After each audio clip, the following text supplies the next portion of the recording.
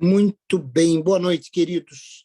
Sempre uma alegria estar aqui nas quartas-feiras e podendo trazer a palavra, então, uma alegria dupla, além de uma grande responsabilidade.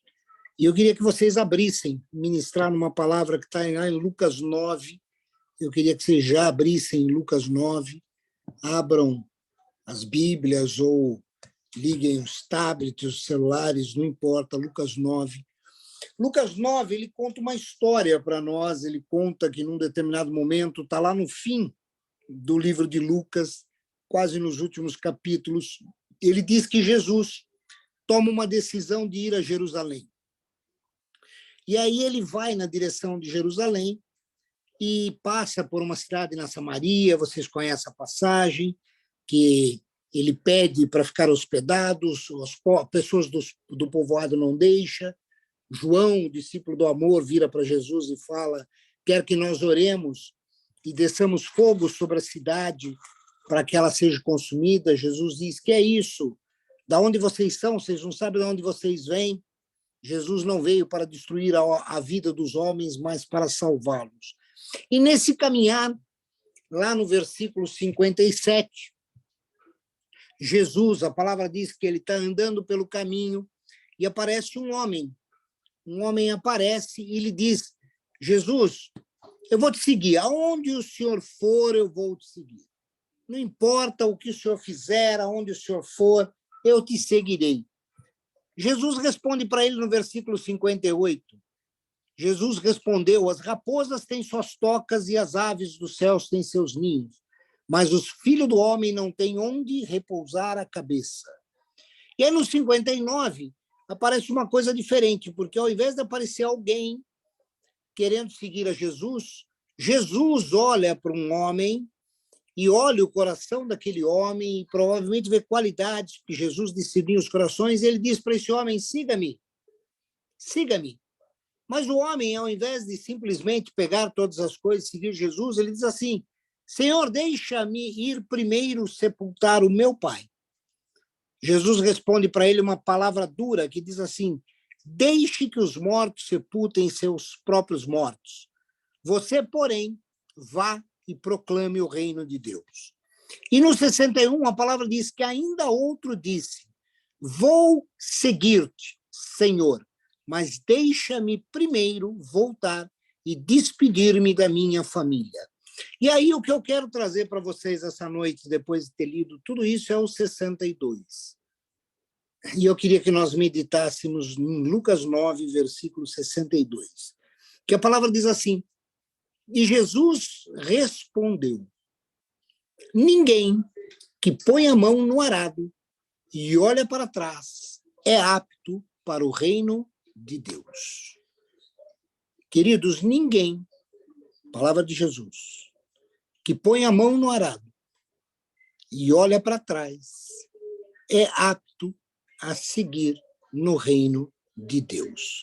E eu queria que nós meditássemos sobre isso, porque lendo esse versículo veio para mim uma coisa muito importante. Veio uma coisa para mim assim, ó: não olhe para trás. Não olhe.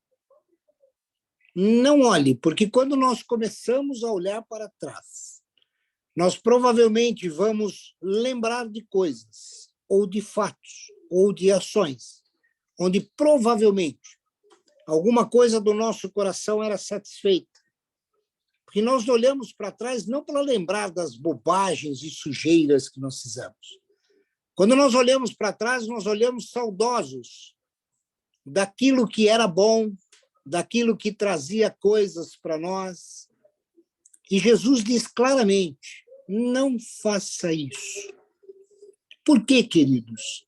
Porque olhar para trás significa que nós estamos começando a sentir saudades das coisas que para trás ficaram. Nós estamos mais ou menos igual ao povo de Israel no deserto, quando eles estão sem comer, e sem comer carne, só o maná, e eles começam a reclamar. Eles começam a dizer a Deus, a dizer a Moisés, e como consequência murmurar a Deus: Mas no Egito a gente tinha cebola. Cada vez que eu vejo isso na palavra, eu falo, meu Deus, fica lembrando da cebola.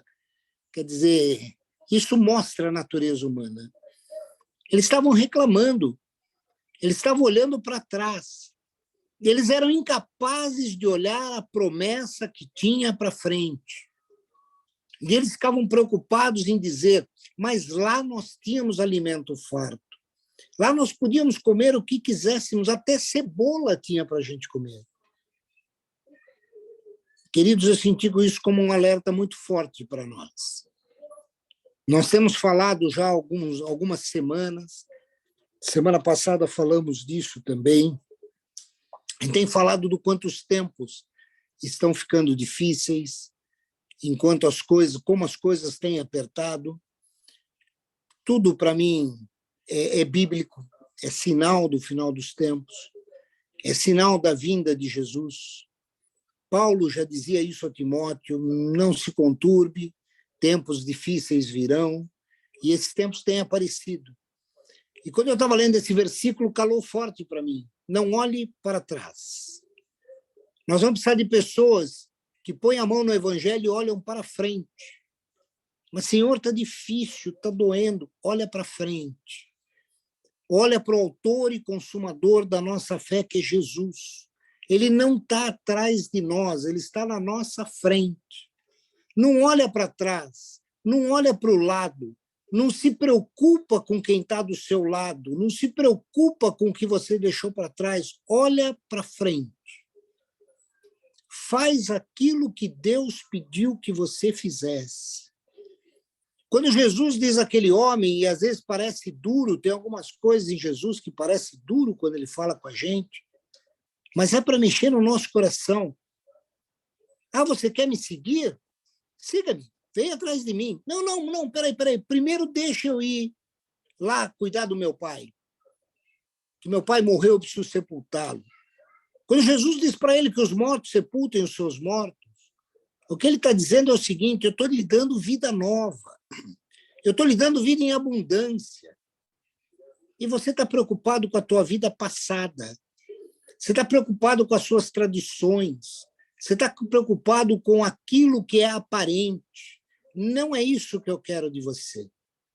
Eu quero que você ponha a mão no arado e vá em frente. Eu quero que você ponha a mão no arado e siga, confia, creia. Haja como alguém que olha para frente. Queridos, nessa caminhada com Jesus, muitas vezes a gente dá umas paradinhas, e eu estou falando por mim, e às vezes a gente fica pensando, pô, Jesus estreitou a porta, hein? Puxa vida, Jesus, como a porta estreitou. E às vezes vem, eu não sei vocês, mas pelo menos no meu pensamento vem, puxa, mas tinha época que a coisa parecia que era mais suave. Queridos, não pensa assim. Com Jesus, sempre é uma novidade. Com Jesus, sempre é mais suave. Nós temos que entender que Ele é o autor e consumador da nossa fé. É crendo nele que nós vamos olhar para frente. Ah, mas e se eu não estou vendo as coisas acontecerem? Olha para ele. Quando ele disse para aquelas pessoas, siga-me, simplesmente siga-me, ele não está dizendo, ele não está fazendo nenhuma promessa. Vocês perceberam que ele não está fazendo nenhuma promessa de que as coisas seriam melhor, que as coisas seriam ótimas, excelentes. Ele, inclusive, disse para um que pergunta para ele, ó, Jesus, eu quero te seguir, eu quero ir junto com você. Ele falou, quer mesmo? Quer mesmo? Então, deixa eu te dizer uma coisa para você tomar a decisão correta. Deixa eu te contar como é que é o cenário da história. As aves, as raposas, os animais, todos eles têm toca, têm árvore, têm tudo. Eu não tenho. Eu durmo onde der para dormir. Muitas vezes a minha cama é uma pedra, é a terra com o travesseiro sendo uma pedra. Por quê? Porque eu estou fazendo a obra do meu Pai. Eu não me preocupo com as coisas, eu me preocupo em fazer aquilo que Deus colocou no meu coração. Então, queridos, quando nós começamos a olhar para trás, o perigo é nós voltarmos para trás. Tem uma passagem que eu queria que vocês abrissem também para nós lermos juntos. Eu vou ler na nova versão internacional, na NVI, Eu gostei muito dessa tradução. Aliás, perdão, eu vou ler na King James, e que diz assim, isso aí está lá em Filipenses 3, a partir do versículo 7. Nós vamos ler do versículo 3, do versículo 7 ao versículo 11 de Filipenses 3. É Paulo dizendo. Paulo teve um momento que ele vira para os filipenses e ele vai dizer exatamente isso que nós estamos falando. Ele vai dizer assim para os filipenses: eu não olho mais para trás. Eu não me preocupo mais com quem eu fui. Eu me preocupo com quem Cristo quer que eu seja. E ele diz lá no comecinho do versículo 7, ele diz assim: todavia, depois vocês leiam do versículo 1 ao versículo 3, ele diz que ele era um judeu de classe proeminente, que ele era um grande conhecedor da lei, que ele era o bambambam, que ele era o cara que estava e conhecia tudo da lei, que era um judeu de primeiríssima linha. Ele está dizendo isso um pouco antes. Só que ele diz assim: todavia, o que para mim era lucro, ou seja, ser um judeu, estar sendo preparado para o sinédrio, quem sabe dali um tempo, com todo o meu conhecimento, com todo o meu ensinamento, com toda a cultura que eu tinha, eu podia ser até o sumo sacerdote. Ele diz assim: o que para mim era lucro, passei a considerar como prejuízo por causa de Cristo. Mais do que isso, compreendendo que tudo é uma completa perda, quando comparada à superioridade do valor do conhecimento de Cristo Jesus, meu Senhor, por quem decidi perder todos esses valores, os quais considero como esterco. Queridos, é o que está escrito na minha versão, na King James, os quais considero como esterco, a fim de ganhar Cristo. E o versículo 9 diz assim: e ser encontrado nele, não tendo por minha a justiça que precede da lei, mas sim a que é outorgada por Deus mediante a fé, para conhecer Cristo e o poder da sua ressurreição e a participação nos seus sofrimentos, identificando-me com ele na sua morte, com o propósito de que seja como for a ressurreição dentre os mortos, nela estar presente. Queridos, o que Paulo está dizendo aqui para nós: eu não olho mais para trás. Eu não fico mais olhando para quem eu era. Devia ter muita gente, para Paulo escrever isso, mas devia ter muita gente que chegava para ele e dizia assim: mas Paulo, você ia ser o sumo sacerdote, cara, você estava sendo preparado. E aí ele escreve: sabe de uma coisa? Eu não olho mais para trás. Eu não olho. Sabe por quê? Porque tudo isso não tem mais valor. O que tem valor, sabe o que é? Olhar para frente. Olhar para Cristo. Olhar para Cristo e dizer o seguinte: Senhor, eu quero olhar para o Senhor. Sabe por quê? Porque eu quero fazer parte da sua ressurreição. Sabe o que ele está dizendo, queridos? Ele está dizendo assim: Cristo, eu quero estar contigo na vida eterna. Eu quero estar com o Senhor na vida eterna. E para estar com o Senhor com a vida eterna, eu tenho que considerar tudo que eu passei, tudo que eu tive no passado, sem a sua presença. Eu tenho que considerar tudo isso esterco, lixo. Porque nada do que ficou para trás é maior ou melhor do que aquilo que o Senhor tem para mim lá na frente. Por isso que eu fico olhando para frente. Então, queridos, eu queria deixar isso como reflexão para nós. Não olha para trás. Não fica olhando para a sua situação.